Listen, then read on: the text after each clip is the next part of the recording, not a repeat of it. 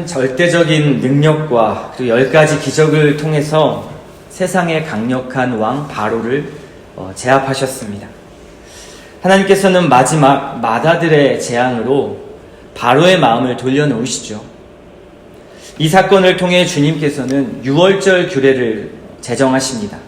그리고 자자손손 하나님께서 자기 백성을 위하여 무엇을 하셨는지, 그리고 하나님이 어떠한 분이신지를 기억하고 그 하나님만을 섬기도록 명령하셨습니다. 13장에서는 이 규례에 대해서 설명을 하고 있습니다. 그리고 이제 하나님께서는 430년의 긴 시간을 지나 약속하신 대로 그들을 약속의 땅 가나안 땅으로 이끌어내시기 위해 애굽에서 구원해내십니다.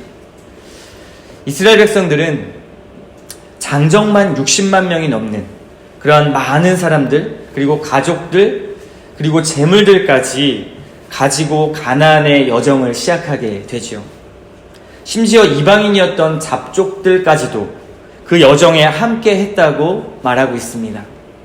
또 하나님은 그들을 보호하시기 위해서 낮에는 구름기둥, 그리고 밤에는 불기둥으로 그들을 인도해 내십니다.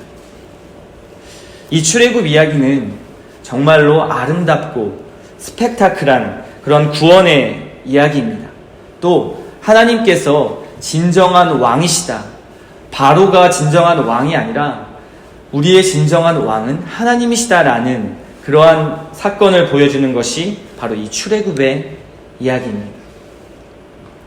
그런데 저는 이 말씀을 보면서 한 가지 드는 생각이 있었습니다.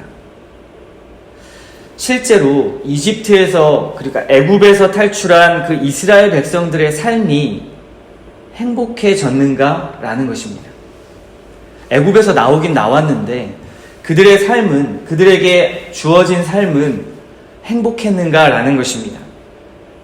그런데 성경에 보니까요, 애굽에서 나온 그들의 광야의 삶은 늘 후회, 불평, 원망이었습니다. 노역과 노예의 삶에서는 해방되었지만 결과적으로 40년이란 긴 세월을 광야에서 나그네와 같이 뱅글뱅글 떠돌면서 유랑 생활을 하게 되지 않았습니까? 그리고 그런 생활에 지쳐서 하나님 앞에 불평하고 더 원망하다가 반역을 하고 징계를 받기도 했습니다. 출애굽의 1세대는 심지어 아무도 가나안 땅에 들어가지 못하게 되는 그런 심판도 받게 되었죠. 성경 66권의 풀스토리 안에서 이 사건을 보면 출애굽이라는 사건은 하나님의 은혜의 사건입니다. 굉장히 큰 은혜의 사건이죠. 하지만 당시 출애굽을 했던 그 1세대의 사람들 입장에서 보면 더 나은 삶을 살게 되었는가? 더 행복했는가? 또 눈앞에 젖과 꿀이 흐르는 땅의 가나안 땅의 혜택을 누리고 그 여정의 삶에 만족한 삶을 누렸는가? 라는 이 질문을 던져볼 수밖에 없게 만듭니다. 이스라엘 백성들의 구원받고 난 이후의 삶, 그들의 삶은 애굽을 다시 그리워하는 삶이었고요. 불평과 불만으로 가득했던 삶입니다. 그들은 광야에서 가나안으로 들어가는 그 잠깐의 고단한 삶보다 차라리 노예 생활이 낫다고 말하고 있습니다. 노예 생활은 400년 넘게 그들에겐 어쩌면 평생의 삶이 노예의 삶이었음에도 불구하고 아무리 길어봤자 보름에서 한 달이면 가는 그 광야의 여정에 불평하고 있는 것입니다. 그리고 이스라엘 백성들은 후회하죠. 어떻습니까? 저와 여러분들은 하나님을 만나고 또 예수 그리스도를 만나고 후회해 본 적 있으십니까? 그리고 이 삶에 대해서 공허함을 느끼지는 않으십니까? 하나님을 믿는데 더 나은 삶을 나에게 주셔야 되는 것 아닌가라는 기대, 나의 삶이 도대체 무엇이 달라졌지?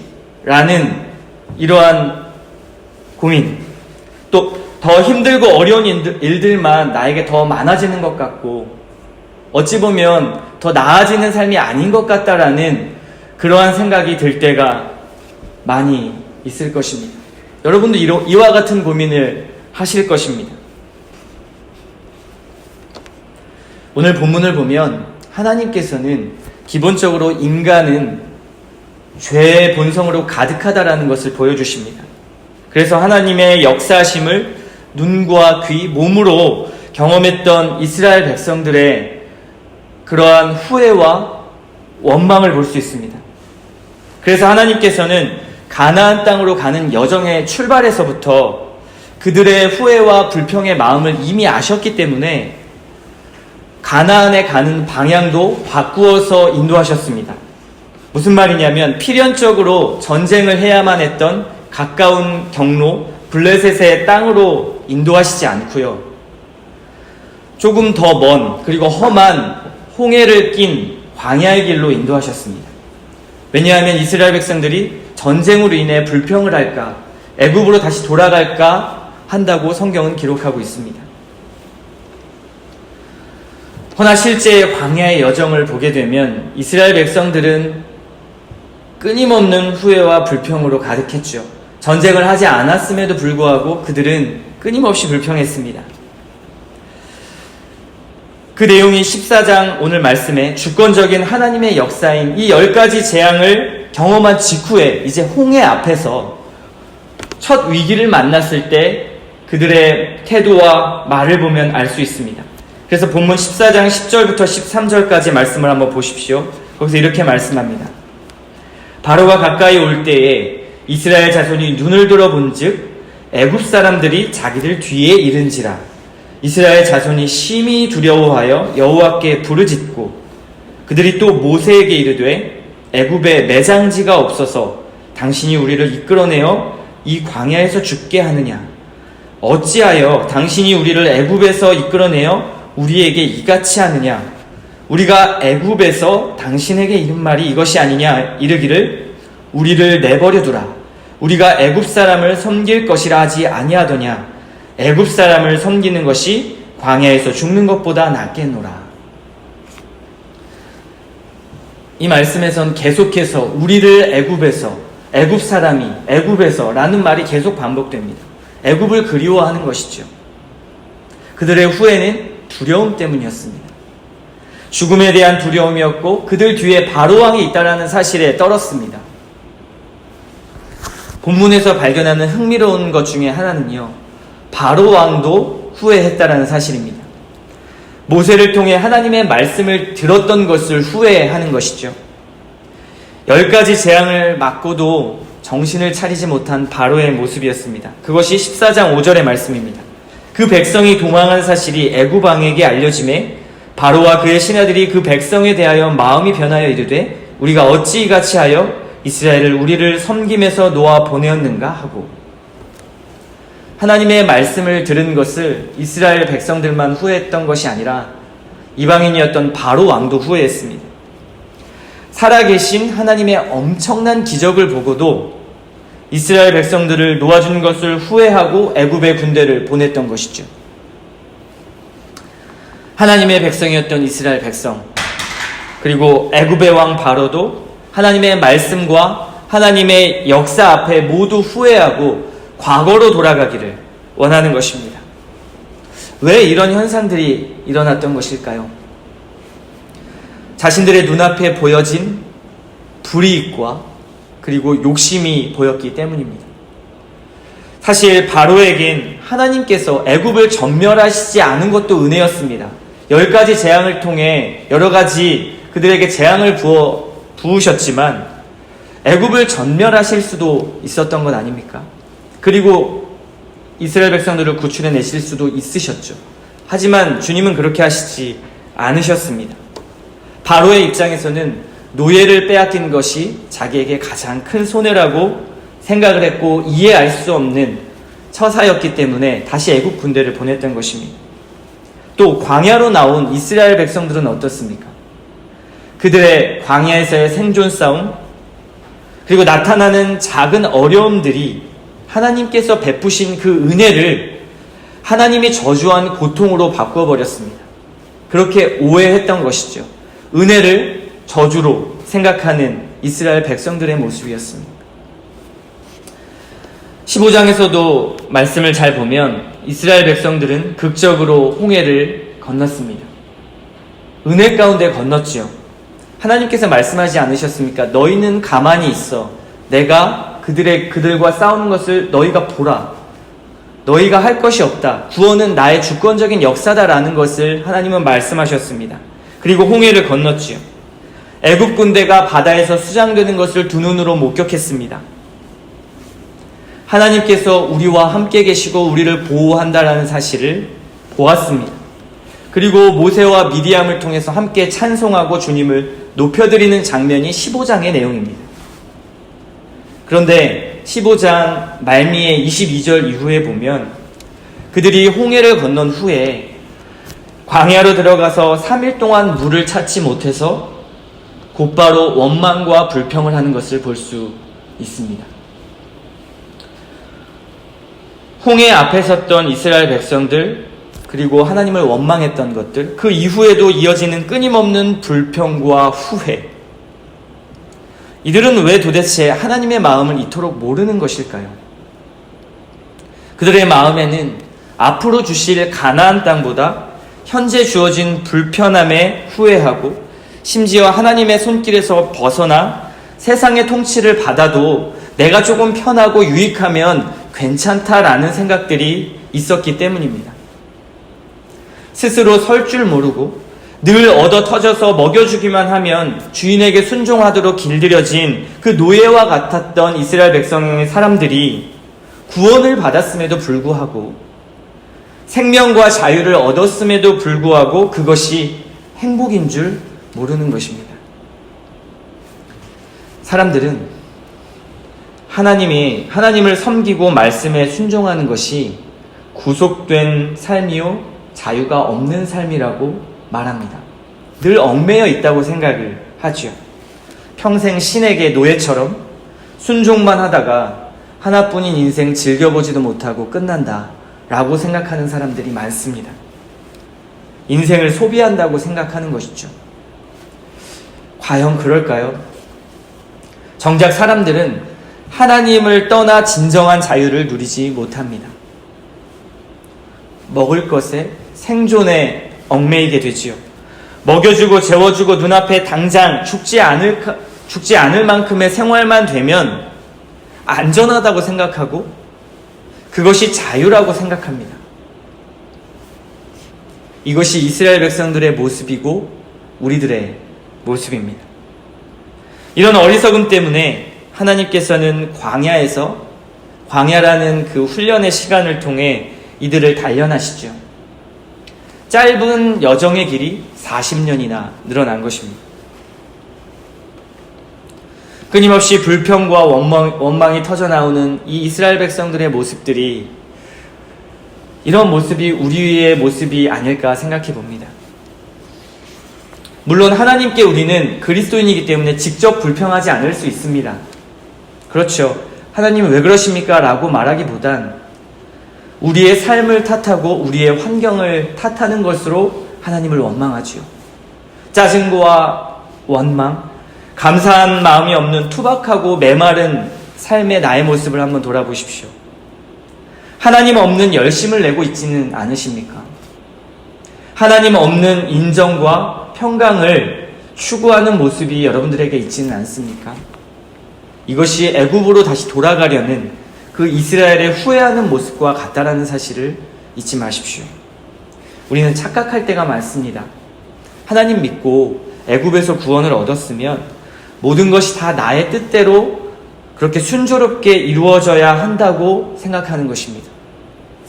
예수 믿고 교회 다닌다고 해서 모든 삶이 순탄해야 된다고 성경은 말하고 있지 않습니다. 오히려 성경은 광야와 같은 삶에서 인내할 것을 말하고 있습니다. 잠시 나그네의 여정을 걸어야 한다라고 말하는 것이죠. 그러면 저희는 이렇게 생각할 수 있습니다. 구원이 꼭 영적인 구원만 있는 것인가?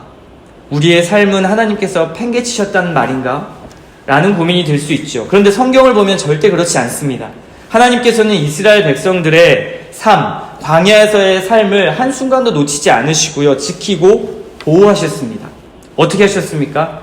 물이 필요할 때 물을 주셨고요. 그리고 그들이 배고프다고 할 때 만나와 메추라기를 주셨고, 그들이 추위와 더위에 떨 때, 더위에 고통스러워할 때 불기둥과 구름기둥으로 그들을 인도하고 보호하셨습니다.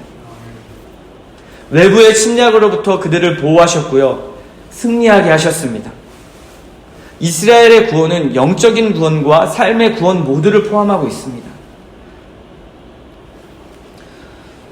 저와 여러분의 삶도 돌아보면 그러합니다.